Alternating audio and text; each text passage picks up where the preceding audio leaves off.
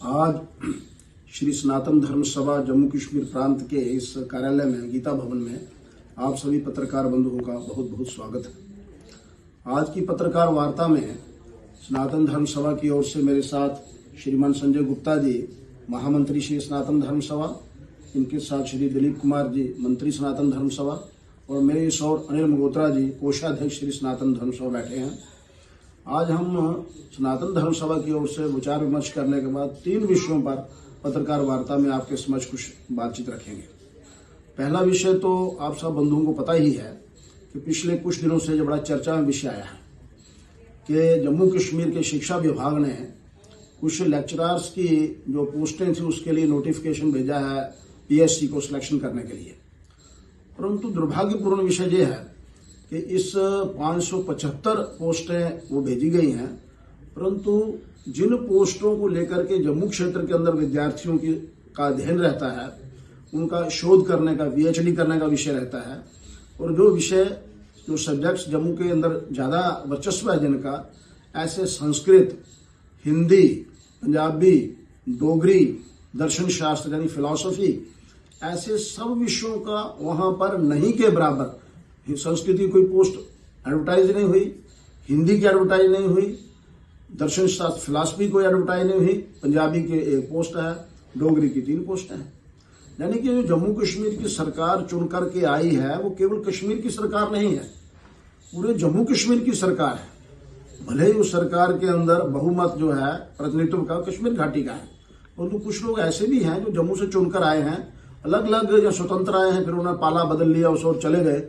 उनका ये कर्तव्य बनता था कि वो जब सरकार में गए हैं तो कम से कम जम्मू के हितों का ध्यान रखते। परंतु इस नोटिफिकेशन से तो बिल्कुल साफ लगता है कि सोच समझकर, जानबूझकर, एक षड्यंत्र के तहत इन सब विषयों की पोस्टों को नोटिफाई नहीं किया गया, ताकि हिंदी के छात्र, संस्कृत के छात्र, पंजाबी और डोगरी के छात्र, फिलॉसफी के छात्र निरुत्साहित हों, डिस्करेज हो जाए। इन विषयों को कोई पढ़े नहीं आगे। जब वो शोध नहीं करेंगे, पढ़ेंगे नहीं, तो ये विषय गौण हो जाएंगे। स्कूलों के अंदर, कॉलेजेस के अंदर, यूनिवर्सिटी के अंदर इनकी आवश्यकता नहीं पढ़ाने की। ये एक साजिश है। जबकि हमें पता है हिंदी इस राष्ट्र की संपर्क भाषा है, सारे देश में हिंदी बोली जाती है। सिनेमा के अंदर, पत्रकारों के अंदर, थिएटर के अंदर, बातचीत में हिंदी का प्रयोग होता है। और संस्कृत जो विश्व की सबसे प्राचीन भाषा है, जिसको केवल भारतवर्ष के अंदर नहीं और विदेशों के अंदर भी, जर्मनी के अंदर, इंडोनेशिया के अंदर, मॉरिशस के अंदर करोड़ों करोड़ों लोग पढ़ते लिखते बोलते हैं, उस संस्कृत भाषा के ही अंदर हमारे यहाँ के इस भारतवर्ष राष्ट्र जो है, इस राष्ट्र के अधिकतर ग्रंथ जो है, पर्याप्त पूर्ण तो प्राचीन ग्रंथ है, सब उस भाषा में है। अब उनको छात्र पढ़ने वाले नहीं मिलेंगे, पढ़ाने वाले नहीं मिलेंगे, उनको पढ़ेगा कौन, अध्ययन कौन करेगा? ये एक बहुत बड़ा एक सोचा समझा एक इस प्रकार का षड्यंत्र है। तो मैं जम्मू कश्मीर की सरकार से, शिक्षा विभाग से विशेष करके ये निवेदन करता हूँ, अपील करता हूँ, आह्वान करता हूँ, और उनको चेतित भी करता हूँ, चेतावनी भी देता हूँ कि इसको वो रोकें। ये पहला ही प्रयास उन्होंने ऐसा किया खतरनाक, आगे क्या करेंगे वो? अभी जुमा 4 दिन हुए सरकार बने हुए, और जम्मू के प्रति उन्होंने ये जो डिस्पैरिटी दिखाई है, ये ठीक नहीं है। ये सनातन जीवन मूल्य जो है संस्कृत भाषा के पढ़ने से आते हैं। सनातन धर्म सभा से चिंतित है, और सनातन धर्म का अगर किसने गीता का अध्ययन करना है तो श्रीमद् भगवत गीता वो संस्कृत में पढ़ेगा या हिंदी में पढ़ेगा? तो अंग्रेजी में थोड़ा पढ़ेगा। Shrimad Bhagavad Gita as it is अंग्रेजी में पढ़ के सारे विद्वान बन जाएंगे। तो मेरा एक ये विशेष सरकार से अनुरोध है कि वो इस विषय पर चिंतन करें। दूसरा विषय जो है, जम्मू कश्मीर प्रदेश के अंदर पिछले कुछ वर्षों से माता वैष्णो देवी श्राइन बोर्ड बना था, कोई उसमें विषय रखा होगा, उसमें समस्या रही होगी या समाधान करना चाहते हो कुछ विषयों का। परंतु देखा देखी जहां जहां भी जम्मू कश्मीर के अंदर सनातन धर्म स्थान जहां अच्छा चढ़ावा आता है, सरकार 3 विषयों पर आप सब लोगों को थोड़ा कष्ट दिया जहाने का। एक तो जो वर्तमान में हम सब के सामने आ रहा पिछले कई दिनों से कि जम्मू कश्मीर के शिक्षा विभाग ने कुछ खाली रिक्त स्थान भरने के लिए लेक्चरर्स के कुछ सब्जेक्ट्स की घोषणा की है इन पोस्टों की। लेकिन दुर्भाग्य से सरकार ने जानबूझकर एक साजिश के तहत जब उनसे गलती हो गई है वो देखें, लेकिन उसको सुधार करें। ना तो उसमें संस्कृत की पोस्टें हैं, ना हिंदी की पोस्टें हैं, ना उसमें पंजाबी की पोस्ट है, कोई शायद 1 पोस्ट है, डोगरी की 3 पोस्टें हैं, फिलॉसफी दर्शन शास्त्र की कोई पोस्ट नहीं है, जबकि खाली पड़ी है पोस्ट है, फिजिकल एजुकेशन टीचर की नहीं है।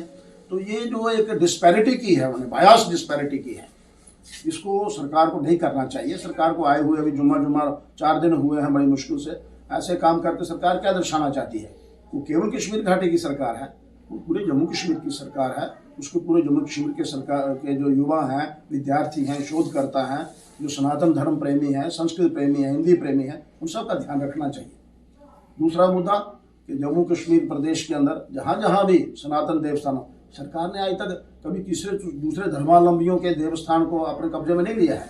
मैं नाम नहीं लूंगा सबके, सब स्वतंत्र रूप से काम कर रहे हैं, लेकिन सनातन देवस्थान जहाँ जहाँ अच्छा चढ़ावा आता है वहाँ सरकार की नजर पड़ती है, वाह वाह, यहाँ तो खाने पीने का अच्छा चढ़ावा आ रहा है, वहाँ वो कब्जा कर लेती है। उदाहरण के मैंने बताया आपको, वैष्णवी श्राइन बोर्ड है, शिवखोड़ी है, झिड़ीवाला हो गया, बाला सुंदरी है, सुकराला है और मचेल माता है। तो ये सबको सरकार को अपना रवैया बदलना चाहिए, समाज को दे। समाज के अच्छे लोग हैं, बुद्धिजीवी, उनको सरकार जोड़े अपने साथ। और मैं बार बार कहता हूँ, जैसे तिरुपति बालाजी देवस्थानम का एक अच्छा उदाहरण है, वहाँ समाज के लोग उसका सब मैनेज करते हैं, लेकिन रेगुलेटरी ऑफ फंड्स के लिए एक ऑफिसर कोई रहता है जो देखता है कि जो सदुपयोग है पैसे का वो सनातन वैल्यूज ऑफ लाइफ के लिए। ये दूसरा विषय। और तीसरा विषय, हम जम्मू कश्मीर में रहते हैं या भारतवर्ष के किसी प्रदेश में रहते हैं, अपने समाज, अपने धर्म, अपने गौ माता, अपने देवस्थान, उन सब की रक्षा और देखभाल के लिए, अपने समाज के लोगों के लिए अगर कोई प्रयास करते हैं तो उसको क्यों प्रशासन के लोग व्यक्तिगत तौर पर अपने ले लेते हैं? वो तो रोष प्रकट करना है उस विषय को लेकर के, और ऐसा रोष प्रकट करने वाले युवाओं के विरुद्ध में वो FIR तक मैनेज करते हैं, जैसा अभी पार्डर के अंदर में सुनने में आ रहा है। मैं पूरी जानकारी लूंगा, अगर सचमुच में ऐसा है तो सरकार से मिलकर करके इसके बारे में सोचना पड़ेगा। ऐसे कौन से लोग हमने वहाँ बिठा दिए ऑफिसर जो व्यक्तिगत अपना ले रहे हैं? ये सरकार का मामला है, उन्होंने प्रशासन ने एक अनुशासन व्यवस्था बनानी है, समाज ने अपने विषय को जागृत करना है, कोई तोड़ फोड़ नहीं, कोई मारपीट नहीं। ऐसा प्रकार का व्यवहार, तो सरकार को अपना रवैया की ओर से सरकार से अनुरोध करते हैं कि सरकार विचार करे इस पर। नई सरकार आई है, उसको विचार करना चाहिए, केवल वही नहीं सोचना चाहिए जो अपने उनके हित का है। और तीसरा विषय ये है, अभी पिछले दिनों पार्डर के अंदर एक छोटी सी लड़की का कुछ लोगों ने उनको अगवा किया, एबडक्ट किया, बलात्कार किया। सनातन धर्मावलंबी युवकों ने उसका रोष प्रकट किया, सरकार भी जागरूक हुई, वहां उनको पकड़ा। अब कोई पुलिस का ऑफिसर व्यक्तिगत आपने बना करके कि मेरे खिलाफ लोगों ने बोला, उस समय तो बोलते हैं लोग, जब गौ हत्या होती है या गौ को अगवा करते हैं या किसी लड़की का अपहरण होता है या कोई देवस्थान टूटता है, तो लोग तो खड़े होते हैं, नौजवान खड़े होते हैं और सरकार के खिलाफ, प्रशासन के खिलाफ नारेबाजी भी होती है। अब उसको कोई प्रशासन का व्यक्ति व्यक्तिगत अपना बना ले कि मेरे खिलाफ हो गया, ऐसा नहीं होना चाहिए। मुझे पता लगा पार्डर के अंदर वहां के पुलिस वालों ने ऐसे नौजवानों के खिलाफ FIR मैनेज की है, उनको तंग करने के लिए, विक्टिमाइज करने के लिए। ये बहुत गलत बात है। वो अकेले नहीं है वहां पर पार्डर में, सारे जम्मू कश्मीर का सनातन समाज उनके साथ है। अगर वो पुलिस वाले इस प्रकार की हरकतें करेंगे तो आप मान करके चले कि यहाँ प्रशासन को हमको चेताना पड़ेगा और प्रशासन को अप्रोच करना पड़ेगा।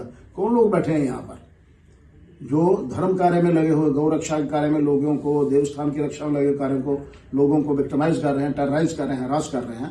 तो सनातन धर्म सभा सरकार से यह भी अनुरोध करती है कि एक इस प्रकार की एक डायरेक्शन ऑफिस को जाने जाए, ऐसे लोगों को तंग नहीं करना चाहिए। तो आज ये 3 विषय थे मोटे तौर पर, जिनको लेकर के ये पत्रकार वार्ता थी। आप सब लोगों का बहुत बहुत धन्यवाद, आप आए और आपने इस विषय को हमारे से प्राप्त किया।